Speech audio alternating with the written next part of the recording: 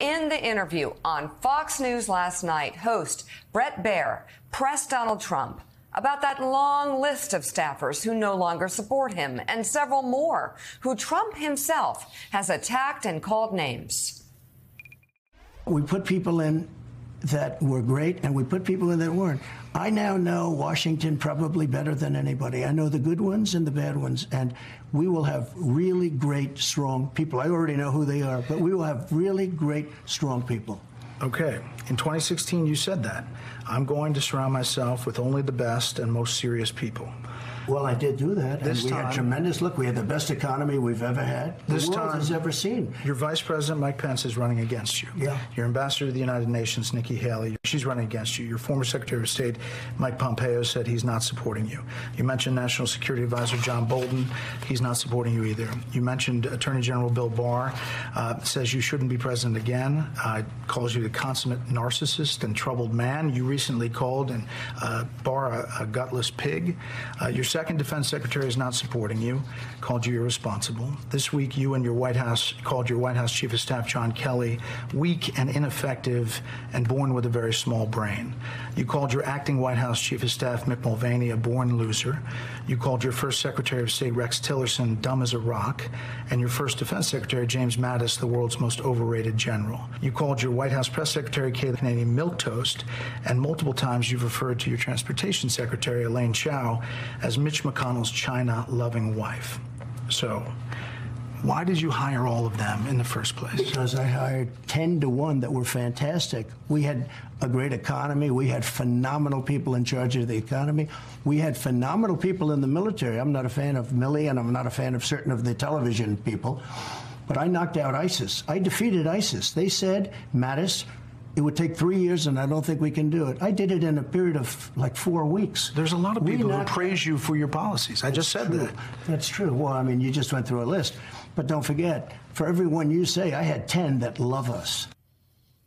Okay, there's so many things to get to there, and I just got to very quickly, before we go on. First of all, and this is what he does, and everybody lets it go. Mm-hmm. And when he was in the White House, people let it go. Even people on this network would say, well, yes, of course, the economy is the best it's ever been under Donald Trump. It's not. It's just not. He was 7th. Before COVID, GDP growth under Donald Trump was way behind so many other presidents post-war. Even Jimmy Carter, pre-COVID, Jimmy Carter had higher GDP growth. The economy grew faster under Jimmy Carter than under Donald Trump. All right? So Republicans who attack Jimmy Carter all the time, no. Jimmy Carter did a better job on the economy than Donald Trump. It grew faster than him, as it did with several other presidents. So first of all, let's lay that lie to rest. And then the way he mismanaged COVID made him actually the worst president on the economy since Herbert Hoover. Let me say that again. By the numbers, by his acts and omissions, that's too kind. Donald Trump was the worst president on the economy since Herbert Hoover. This isn't data that you could look up from Trump administration and you mentioned websites. COVID. He knew COVID was coming. He knew it would kill tens of thousands of people. And so he withheld the information. He lied. He lied. He withheld the information. It was murderous. And who got paid? Who paid for that economically?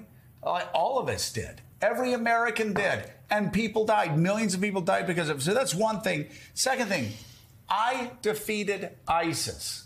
I've never heard a president, I've never heard a commander-in-chief say something so stupid in all my life. No, the men and women in uniform that Donald Trump and Trumpers regularly attack are men and women in uniform who went over there and risked their lives.